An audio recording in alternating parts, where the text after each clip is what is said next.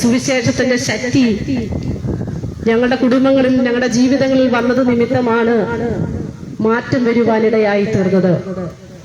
പ്രിയപ്പെട്ടവരെ, ഒരുപക്ഷെ തെറ്റിദ്ധാരണകളോടെ ഞങ്ങളെ നോക്കുന്ന, ഞങ്ങളെ വീക്ഷിക്കുന്ന പ്രിയപ്പെട്ടവര് കാണും. ഇവര് മതം മാറ്റുവാൻ വേണ്ടി കടന്നു വന്ന പ്രിയപ്പെട്ടവരാണ് എന്നൊക്കെയുള്ള ഒരു പ്രചരണം, ഒരു ചിന്തനങ്ങളൊക്കെ ഇന്ന് ഈ കേരളത്തിൽ വിവിധമായ സ്ഥലങ്ങളിൽ, സമൂഹങ്ങളിൽ വർദ്ധിച്ചുകൊണ്ടിരിക്കുന്ന ഒരു കാലഘട്ടമാണ്. പ്രിയപ്പെട്ടവരെ, ആ തെറ്റിദ്ധാരണകളൊക്കെ മാറ്റണം. അതിനാണ് ഞങ്ങൾ മുമ്പേ ഇത് പറയുന്നത്. കാരണം മതം ആരെയും രക്ഷിച്ചിട്ടില്ല, മതത്തിന് ആരെയും രക്ഷിക്കുവാൻ കഴിയത്തില്ല. മതം എന്ന വാക്കിന്റെ അർത്ഥം അഭിപ്രായം എന്നുള്ളതാണ്. ഈ ലോകത്ത് എല്ലാ മനുഷ്യരും അഭിപ്രായമുണ്ട്. പ്രിയപ്പെട്ടവരെ, എന്നാൽ അഭിപ്രായം കൊണ്ട് നമ്മുടെ ജീവിതത്തിനകത്ത് മാറ്റം വരുത്തുവാനോ നമ്മുടെ ജീവിതത്തിന് വ്യത്യാസം വരുത്തുവാനോ കഴിയത്തില്ല. എന്നാൽ വ്യത്യാസം വരുത്തുവാൻ, മനുഷ്യനെ മനുഷ്യനാക്കി, മനുഷ്യനായി കാണുവാൻ, മനുഷ്യനെ സ്നേഹിക്കുവാൻ, മനുഷ്യനെ യഥാർത്ഥമായിട്ട് സത്യത്തിലേക്ക് നയിക്കുവാൻ കഴിവുള്ള ഒരു വഴിയെ കുറിച്ചാണ് ഞങ്ങൾ ഇവിടെ പ്രസ്താവിക്കുന്നത്. പ്രിയപ്പെട്ടവരെ, മനുഷ്യൻ ഇന്ന് ഈ ലോകത്തിൽ ജീവിക്കുമ്പോൾ തന്നെ എല്ലാവിധ സുഖ സൗകര്യങ്ങളും വർദ്ധിച്ചുകൊണ്ടിരിക്കുന്ന ഒരു കാലഘട്ടത്തിൽ നാം എത്തി നിൽക്കുകയാണ്.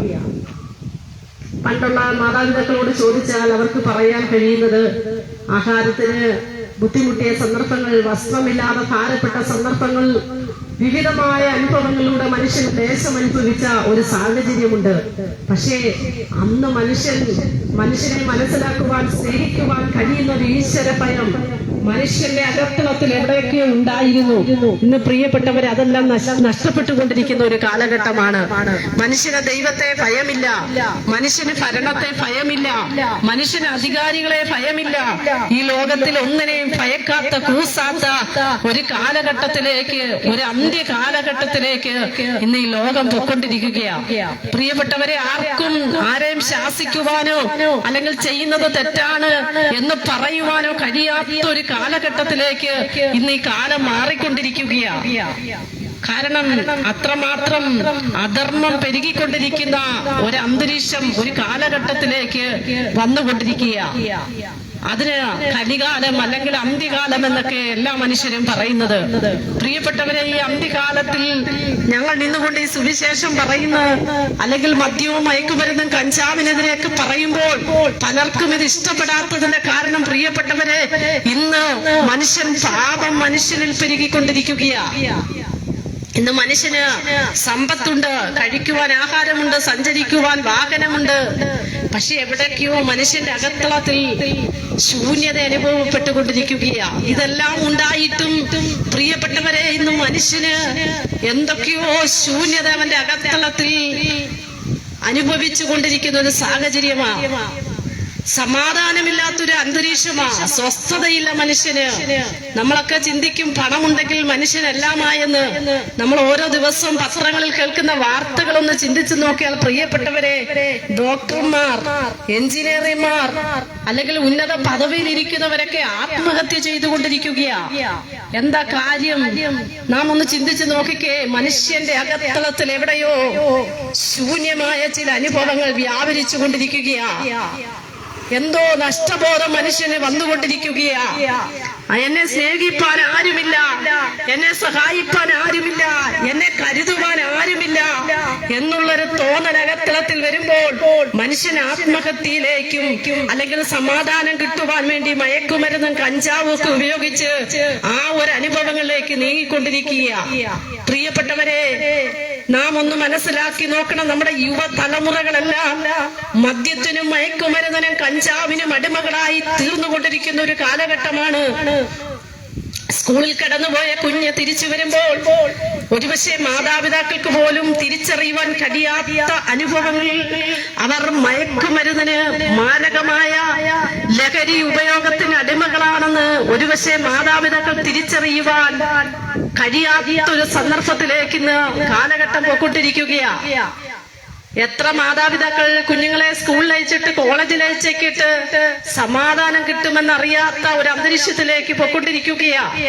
പ്രിയപ്പെട്ടവരെ, ഇതിനെല്ലാം കാരണം എന്താണെന്നറിയാമോ? മനുഷ്യൻ കുടിയിരിക്കുന്ന പാപമാണ്. പാപം ഈ ലോകത്തിലെ ശാസ്ത്രം എത്ര പുരോഗതിയിലെത്തിയിട്ടും ഒരുപക്ഷെ നാം അഭിമുഖീകരിക്കുന്ന ഓരോരോ പ്രതിരോധ വാക്സിൻ ഇന്ന് കണ്ടുപിടിച്ചുകൊണ്ടിരിക്കുകയാണ്. അതിൽ നിന്ന് മനുഷ്യന് നമുക്കറിയാം കോവിഡ് വന്നു, ആ മഹാമാരിയെ അതിജീവിക്കാനുള്ള വാക്സിൻ കണ്ടുപിടിച്ചു. മനുഷ്യൻ പെട്ടെന്ന് തന്നെ അതിൽ മുക്തമായി തീരുവാനിടയായി. പക്ഷേ എന്നാൽ ഒരു കാര്യം നാം തിരിച്ചറിയാതെ പോകരുത് പ്രിയപ്പെട്ടവരെ. മനുഷ്യന്റെ അകത്തളത്തിലിരിക്കുന്ന കുടിയിരിക്കുന്ന പാപത്തിന്റെ ശക്തിയെ കണ്ടുപിടിക്കുവാൻ ഈ ലോകത്തിന്റെ ഒരു ശാസ്ത്രത്തിനോ ഈ ലോകത്തിന്റെ ഒരു തത്വസംഹിതങ്ങൾക്കോ ഈ ലോകത്തിൽ വ്യാപരിക്കുന്ന ഈ ലോകത്തിന്റെ യാതൊന്നിനും അധികാരത്തിനോ കഴിയാതിരിക്കുമ്പോൾ പ്രിയപ്പെട്ടവരെ, നമ്മുടെ അകത്തളത്തിൽ വസിക്കുന്ന പാപത്തിൽ നിന്ന് മനുഷ്യനെ വിടുവിക്കുവാൻ വേണം ഒരു വഴിയെ കുറിച്ചാണ് ഞങ്ങൾ പറയുന്നത്.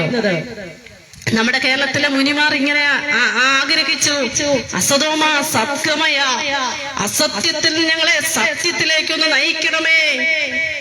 പ്രിയപ്പെട്ടവരെ, ഇന്ന് അസത്യം വർദ്ധിച്ചുകൊണ്ടിരിക്കുകയാ. എവിടെ നോക്കിയാലും സത്യത്തിന് വിലയില്ലാതിരിക്കുന്ന ഒരു കാലഘട്ടം എത്തി നിൽക്കുകയാ. സത്യം പറയുന്നത് മനുഷ്യന് ഇഷ്ടമല്ലാതെ വരുന്ന ഒരു കാലഘട്ടത്തിലേക്ക് വന്നുകൊണ്ടിരിക്കുകയാ. പക്ഷേ നമ്മുടെ മുനിമാർ ഇങ്ങനെ ആഗ്രഹിച്ചു, അസതോമാ സത്യമയ, അസത്യത്തിൽ ഞങ്ങളെ സത്യത്തിലേക്കൊന്ന് നയിക്കണമേ. പ്രിയപ്പെട്ടവരെ, അതിന് ആർക്ക് കഴിയും? അതിനും ഒരു മനുഷ്യന് കഴിയുമോ? ഈ ലോകത്തിലുള്ള നിയമങ്ങൾക്ക് കഴിയുമോ? പ്രിയപ്പെട്ടവരെ, ഇന്നൊരു മനുഷ്യനെ കൊന്നിട്ട് പൈസ ഉണ്ടെങ്കിൽ കോടതിയിൽ ചെന്നാൽ വളരെ സിമ്പിളായിട്ട് ഇറങ്ങാൻ പറ്റുന്ന ഒരു കാലഘട്ടം. നല്ലൊരു വക്കീലിനെ വെച്ചാൽ ഇവൻ പാപം ചെയ്തിട്ടില്ല, ഇവൻ തെറ്റ് ചെയ്തിട്ടില്ലെന്ന് പറഞ്ഞ് വളരെ ലഘുവായ അനുഭവത്തിൽ നിന്ന് മനുഷ്യൻ ഇറങ്ങുവാൻ കഴിയുന്ന ഒരു അനുഭവം. എന്നാൽ അസത്യത്തിൽ നിന്ന് സത്യത്തിലേക്ക് നയിക്കുവാൻ, ഇരുട്ടിൽ നിന്ന് വെളിച്ചത്തിലേക്ക് നയിക്കുവാൻ കഴിവുള്ള ഒരു ശക്തി ഈ ഭൂമിയിലുണ്ടെന്ന് നമ്മൾ മനസ്സിലാക്കണം പ്രിയപ്പെട്ടവരെ. മൃത്യോമ അമൃതഗമയ എന്ന് വെച്ചാൽ മരണത്തിൽ നിന്ന് ജീവനിലേക്ക് നയിക്കുവാൻ ഞങ്ങളെ ഒന്ന് സഹായിക്കണമേ. പ്രിയപ്പെട്ടവരെ, ആർക്ക് കഴിയും? കർത്താവായ യേശു ക്രിസ്തു പറഞ്ഞു, ഞാൻ വഴിയാണ്, സത്യമാണ്, ജീവനാണ്. പ്രിയപ്പെട്ടവരെ, ഒരു പക്ഷേ നമുക്ക് ചിന്തിക്കുന്ന ഒരു കാര്യമുണ്ട്, ഇത് ക്രിസ്ത്യാനികളുടെ ദൈവമാണ്, ക്രിസ്ത്യാനികൾക്ക് വേണ്ടി വന്നൊരു ദൈവത്തെ കുറിച്ച് ഇവർ പറഞ്ഞ് ക്രിസ്തുവിലേക്ക് അനേകരെ ആകർഷിക്കുകയാണെന്ന്.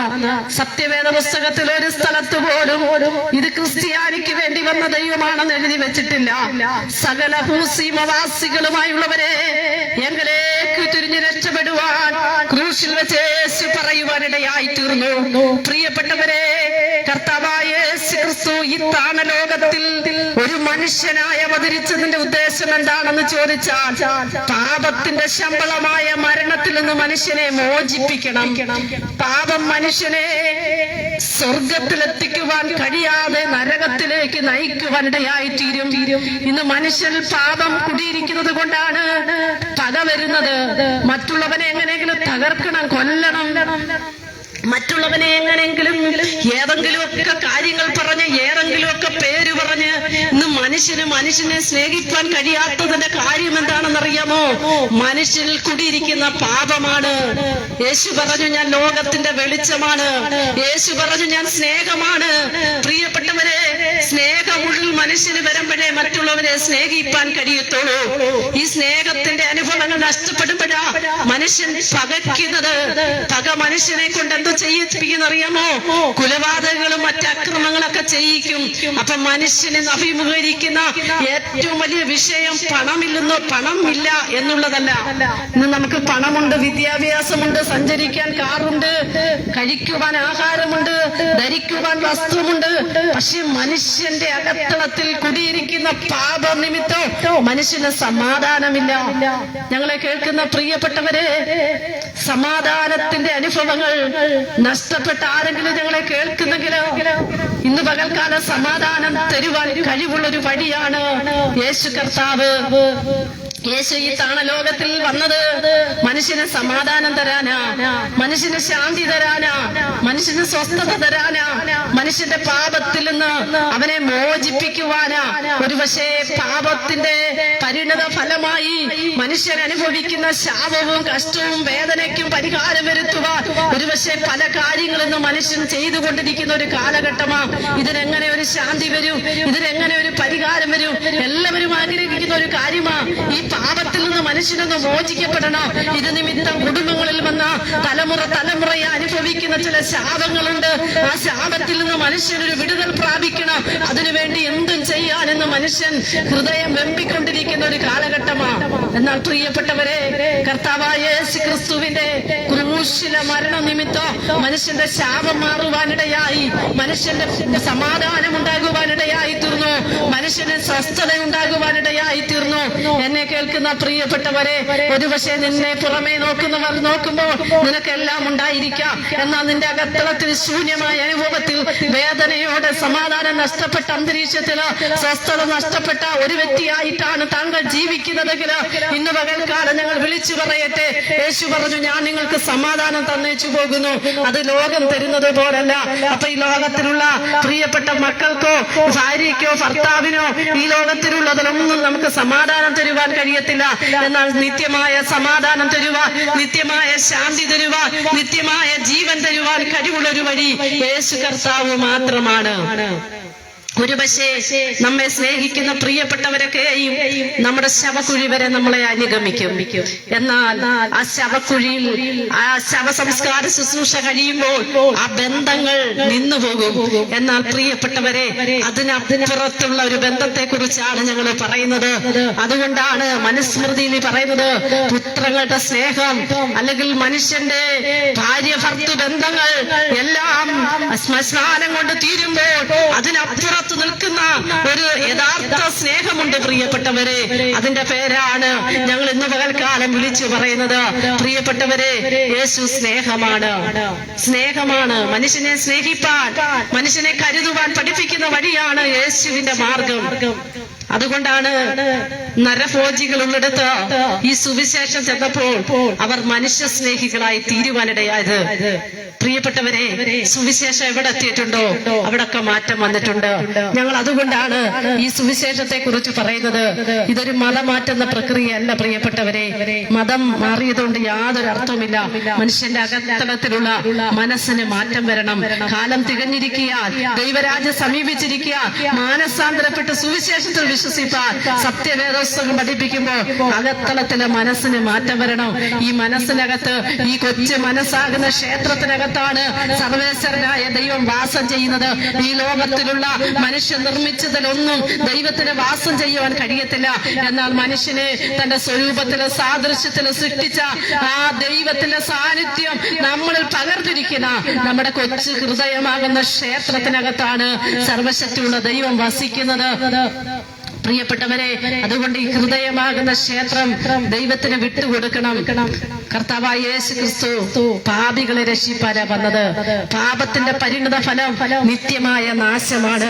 സത്യവേദ പുസ്തകത്തിൽ എഴുതി വച്ചിരിക്കുന്നു, ജീവന്റെ പുസ്തകത്തിൽ പേരെഴുതി കാണാത്ത ഏവരെ തീപ്പൊയ്യിൽ തള്ളിയിടും. പ്രിയപ്പെട്ടവരെ, മനുഷ്യന് ഒരു ന്യായവിധിയുണ്ട്.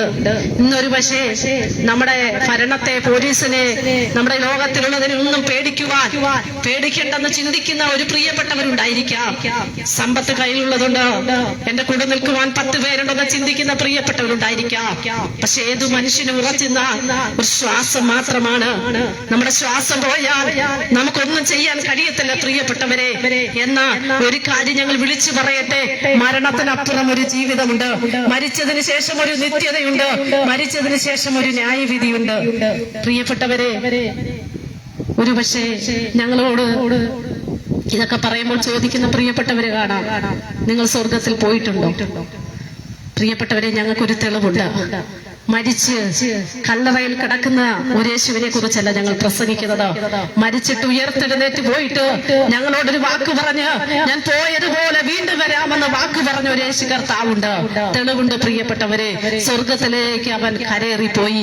അവൻ പോയതുപോലെ തിരികെ വരുമെന്ന് പറഞ്ഞു. കർത്താവായ യേശു ക്രിസ്തു വന്നത് കാണാതെ പോയതിനെ തിരഞ്ഞെടുത്തതാ. പ്രിയപ്പെട്ടവരെ, കാണാതെ പോയിരിക്കുക. ഇന്ന് മനുഷ്യൻ പാപത്തിനകപ്പെട്ട് പാപത്തിന്റെ ശമ്പളമായ മരണത്തിന് വിധിക്കപ്പെട്ട ഈ ലോകത്തിന്റെ ഇച്ഛകൾക്കനുസരിച്ചോടി, ഈ ലോകത്തിന്റെ മോഹങ്ങൾക്കനുസരിച്ചോടി ഒരുപക്ഷെ ശാശ്വതമായ സമാധാനം കിട്ടുവാൻ കഴിയാതെ, ശാന്തി കിട്ടുവാൻ കഴിയാതെ അലയുന്ന ഒരു വ്യക്തിയായിട്ട് അനുഭവത്തിലായിരിക്കുന്നെങ്കിൽ യേശു വന്നത് കാണാതെ പോയതിനെ തെരഞ്ഞെടുപ്പാനാ. പ്രിയപ്പെട്ടവരെ, ഞങ്ങൾ വിളിച്ചു പറയുന്ന സുവിശേഷത്തിന്റെ ശക്തി വലുതാണ്. ഒരുപക്ഷെ നിങ്ങൾക്കിത് പുച്ഛമായി തോന്നാം. എന്നാൽ ഞങ്ങൾ ഇന്നലെ അനുഭവിക്കുന്ന സമാധാനം, ഞങ്ങൾ അനുഭവിക്കുന്ന ശാന്തി, ഞങ്ങൾ അനുഭവിക്കുന്ന സ്വസ്ഥത തരുവാൻ ഈ സുവിശേഷത്തിന് കഴിവുണ്ടായിരുന്നു. ഒരിക്കലും ലോകത്തിൽ ആത്മഹത്യയെ കുറിച്ച് മാത്രം ചിന്തിച്ച് ജീവിച്ചവരാണ് ഞങ്ങൾ.